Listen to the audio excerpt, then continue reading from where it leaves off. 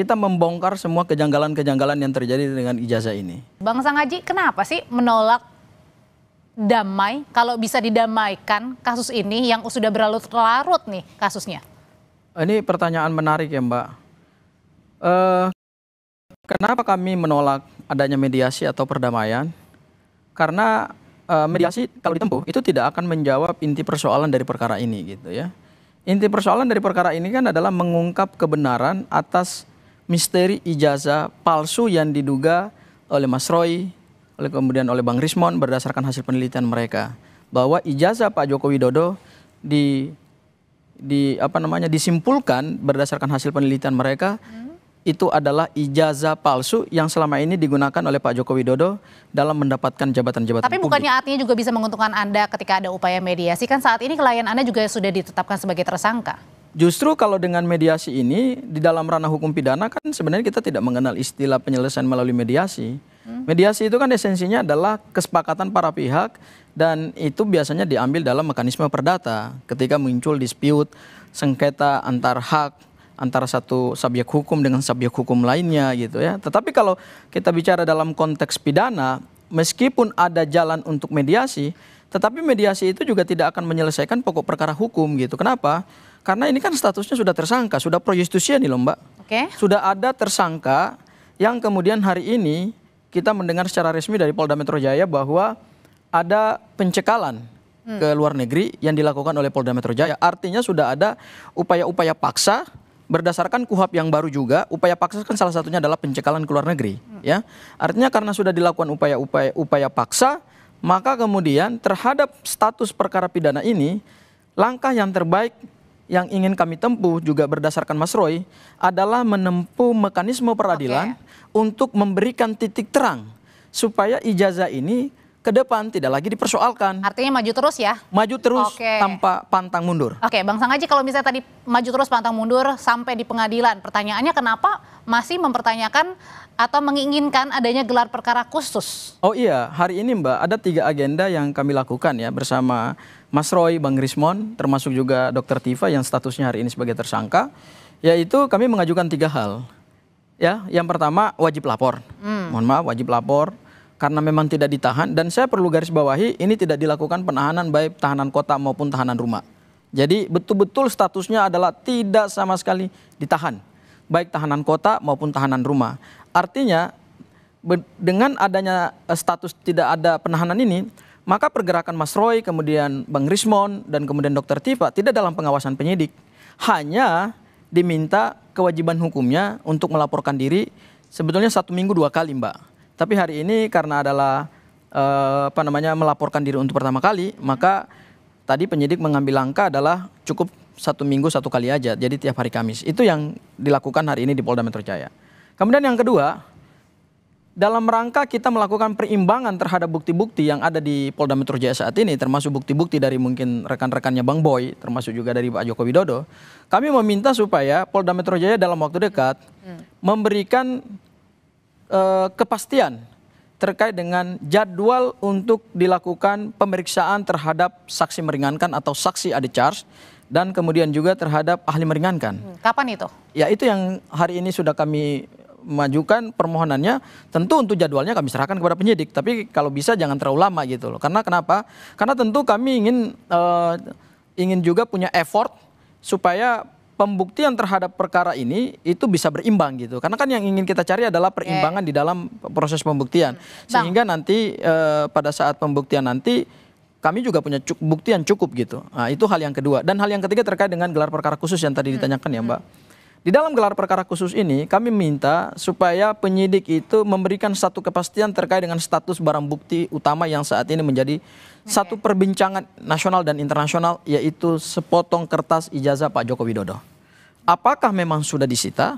Dan kalau memang sudah disita, mohon diperlihatkan kepada tersangka. Meskipun tidak perlu dipublikasikan kepada masyarakat secara umum ya.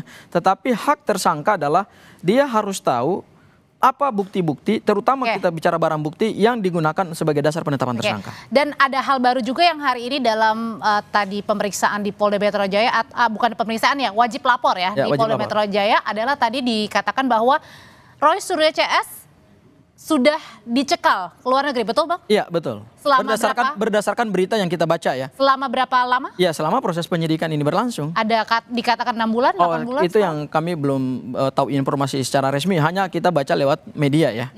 Bahwa ada pernyataan dari Polda Metro Jaya. Siapa aja Bang? Ya tentu semua tersangka dicekal. Oke, berarti yang 2 klaster ini ya, termasuk Mas Roy, Dr. Tifa, Bang Rismon? Betul. Oke, Bang Boy balik lagi. Ini kalau tadi kita banyak sebenarnya yang mau dibahas ya, tapi satu persatu dulu. Dengan adanya tadi menginginkan adanya ahli meringankan begitu yang ingin dibawa oleh kubu tersangka Roy Suryo CS. Ini melihatnya seperti gimana sih Bang sebenarnya? Ya memang itu kan itu hak tersangka ya. Dan ini sah sebenarnya? Sah secara hukum. Harusnya diakomodir sejauh-jauh hari sebetulnya. Ketika proses itu sedang berlangsung, sebetulnya dari Polda Metro harus berikan kesempatan kepada tersangka ini untuk menghadirkan keterangan yang meringankan dan ahli yang barangkali bisa meringankan. Sebetulnya itu sudah harus sebetulnya. Tapi keterlambatan ini terjadi ya kita kurang tahu ya, itu kan strategi dari penyidik. Tapi yang paling penting adalah justru ini kesempatan yang bagus Mbak. Untuk apa? Untuk supaya ahli ini bisa meyakinkan kepada penyidik bahwa ini loh barang yang analog ini yang harus diperiksa kan. Berarti artinya bisa jadi jangan-jangan mematahkan juga nanti pasal-pasal yang kemudian juga disangkakan ke para tersangka. Bisa saja bisa patahkan, tapi nanti patahkan itu saling berargumentasi karena sudah proses peradilan, makanya kita mesti tunggu ke proses di pengadilan nanti, pembuktian saat itu nanti. Jadi justru ini kesempatan bagus Bang Gofir dan teman-teman ini untuk buktikan secara hukum bahwa analog yang atau barang yang harusnya diperiksa ya diteliti selama ini jadi tidak kabur, tapi makin jelas. Jadi saya sependapat, saya kira lebih baik memang penyidik berikan kesempatan kepada para tersangka ini untuk supaya mereka memaksimalkan semua potensi punya pembuktian yang ada tuh, mereka harus betul-betul diberikan kesempatan yang seluas-luasnya. Oke, ada permintaan tadi gelar perkara khusus, kemudian juga minta datangkan ahli yang meringankan, begitu ya. Terus kemudian ada lagi yang berjalan nanti sidang KIP. Sebenarnya apa sih yang diinginkan oleh tersangka Roy Suryo CS dalam kasus yang sudah ditetapkan sebagai tersangka ini? Nanti usai jeda Bapak-bapak akan menjawabnya, tetap bersama kami di Sapa Indonesia Malam. Bang Sanggaji, sebenarnya apa sih yang sedang dicari oleh tersangka Roy Suryo CS ini? Sudah ditetapkan sebagai tersangka, tidak ditahan.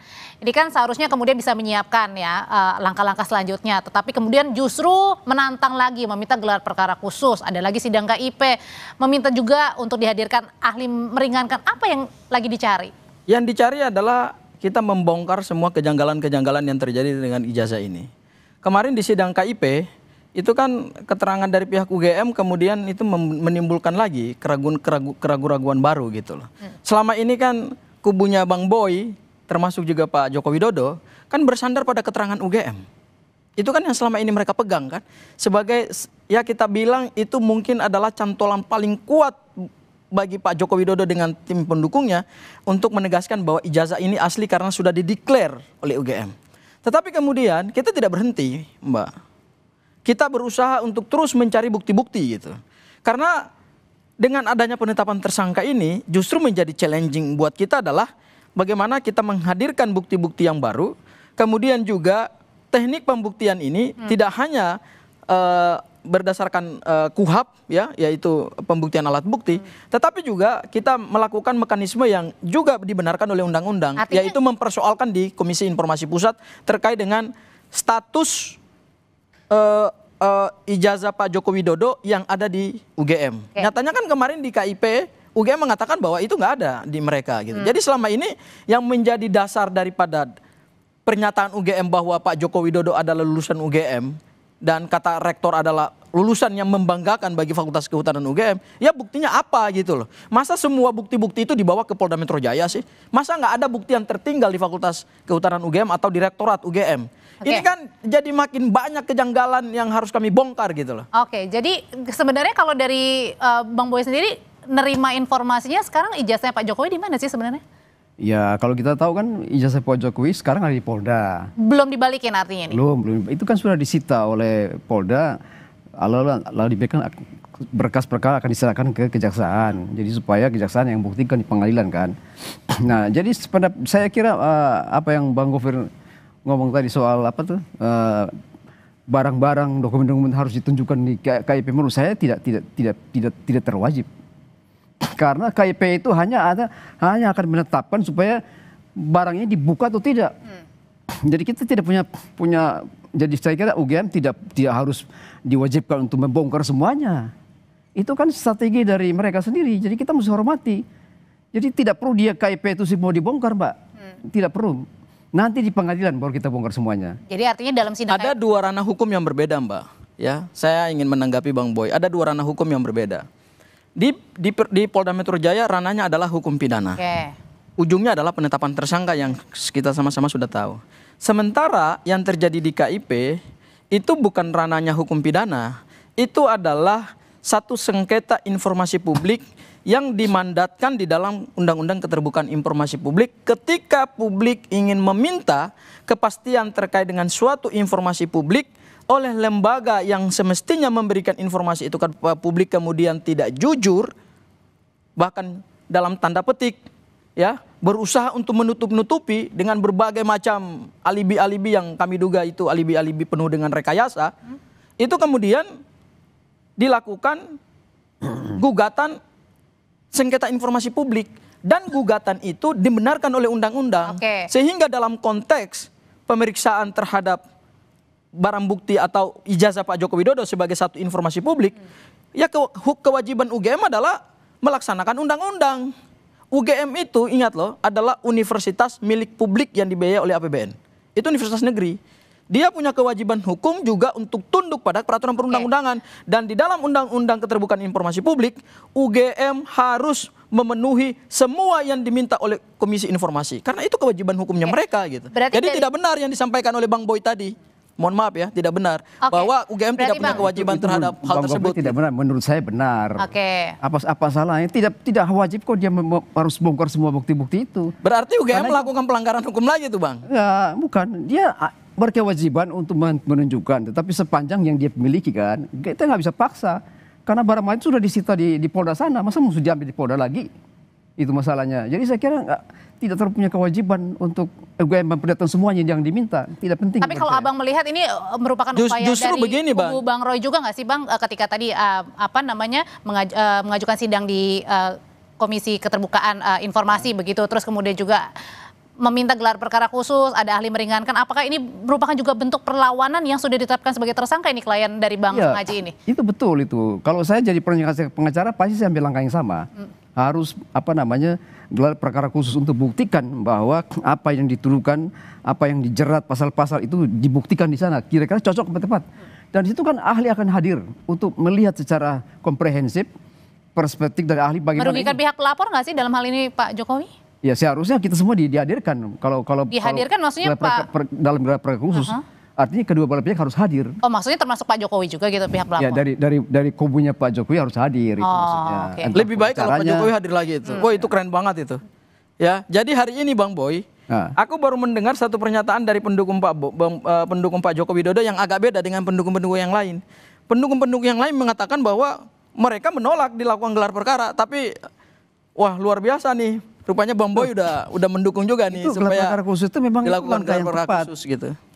Karena teman-temannya Bang Boy seperti Bang Andi, Ade Darmawan itu mereka menolak untuk dilakukan gelar perkara khusus. Ya, tapi Bang Boy sebagai salah satu pendukung Pak Jokowi justru luar biasa, Bang. Saya apresiasi. Justru supaya gelar perkara khusus itu buktikan secara hukum, ya kan, supaya ijazah yang asli itu betul-betul diperlihatkan. Berarti artinya maksudnya gelar perkara khusus itu bisa juga suatu kesempatan untuk juga memperlihatkan di situ ijazah aslinya Pak Jokowi tanpa perlu ke persidangan, gitu maksudnya. Ya, seharusnya begitu, tapi kan pelaksananya kan kita bukan pelaksana, ya kan, mereka yang pelaksana, kita cuma minta, harusnya mereka minta harus dihadirkan itu barang-barang asli itu disertai dengan ahli dari pihak pelapor maupun terlapor harus hadir bersama-sama untuk sama-sama melihat barang. Bang Boy udah dukung begini, selesai barang ini, Bang.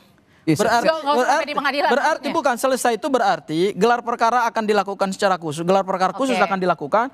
Kemudian Pak Joko Widodo hadir, itu lebih keren lagi. Kemudian hadir dengan menunjukkan ijazah aslinya kepada para tersangka, itu lebih keren lagi, Bang. Ya itu harusnya Baik. begitu, tetapi kan pelaksanaan kan kita bukan pelaksananya kan. Dan tergantung penyidik maksudnya Tergantung gitu. penyidiknya apakah Oke. dia punya kepentingan untuk memperlihatkan atau tidak. Yang Oke. paling penting kita tunggu di pengadilan, itu yang paling penting.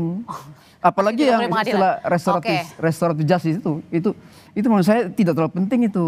Oke, jadi maju terus ya semuanya. Maju terus, Oke. ngapain tuh RJ itu, nggak penting itu. Maju Oke, terus aja. kalau Singkat ini aja, maju terus Bang, ke pengadilan, karena sudah kalau maju habis. terus ke pengadilan, maka kami tunggu Pak Joko Widodo menjadi saksi dalam proses peradilan. Oke. Pasti beliau akan hadir. Beliau sudah Itu berjanji lebih keren itu. untuk Baik. hadir kok, hadir. Dia Kita hadir. akan melakukan Pasti. pemeriksaan secara dalam terhadap Baik. keterangan Pasti Pak hadir, Jokowi. pasti hadir. Oke, Bang Boy terima Kita kasih, Bang Ya. Sang Haji terima kasih Sama-sama, selamat Mbak malam. Olga. Oke.